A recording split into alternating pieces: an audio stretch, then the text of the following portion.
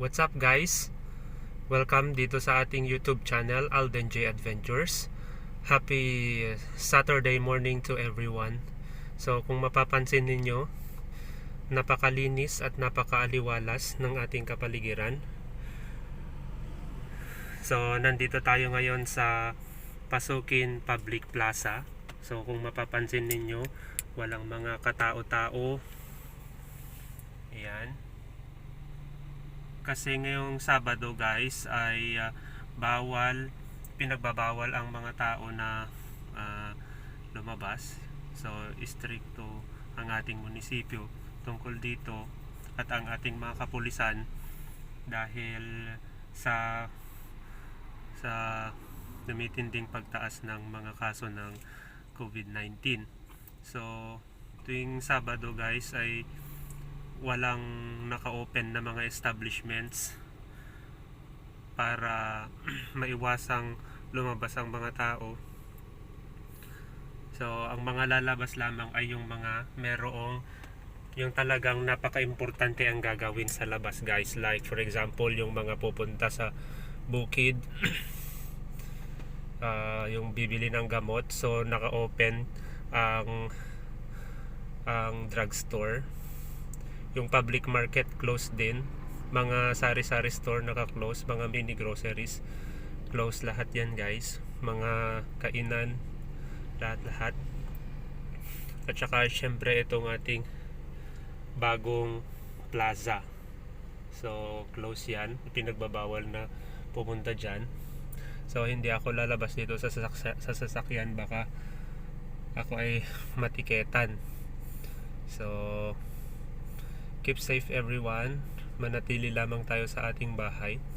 So nandito pala ako sa labas guys, baka i-bash ninyo ako. Nandito ako sa labas kasi hinatid ko lang yung misis ko sa kanyang workplace. So nag-video ako saglit dito sa plaza para ipakita lang sa inyo ang sitwasyon ngayon dito sa Pasuquin. So nandito tayo sa public plaza. Ayan, so walang mga katao-tao, halos walang mga dumadaang mga sasakyan. Yan. So keep safe everyone. Iwasan natin ang pagkalat ng COVID-19. Manatili sa ating mga bahay. Palaging maghugas ng kamay, mag-sanitize ng ating mga sa loob at labas ng ating bahay, mga sasakyan, mga gamit, i-sanitize natin lahat yan para iwas sa virus. Yan.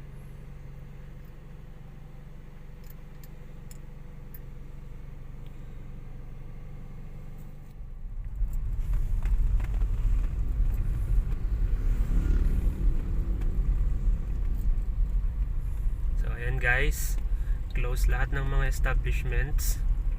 Yung drugstore lang ang naka-open. Yan, ganyan din dito sa kabila, close lahat. So naka-open yung drugstore. Yan, mga barber shops. Yan, agricultural supply, mga bilihan ng mga iba't ibang utensils.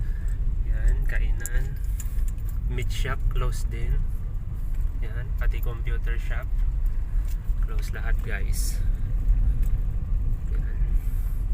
So kung mapapansin ninyo, napakaaliwalas, walang katao-tao, napakatahimik.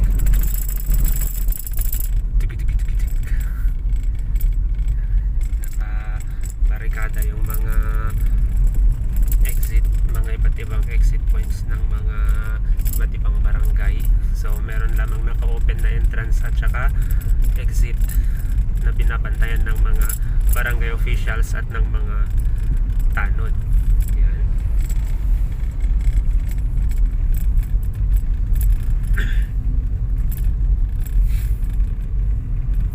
So slow down lang tayo guys para maipakita ko sa inyo yung sitwasyon dito sa aming lugar sa Pasuquin, Ilocos, Norte.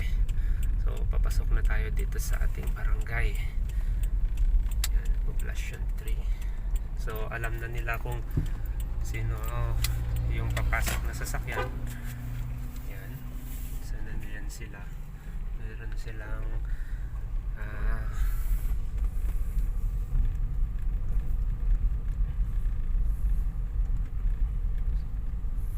so ayun.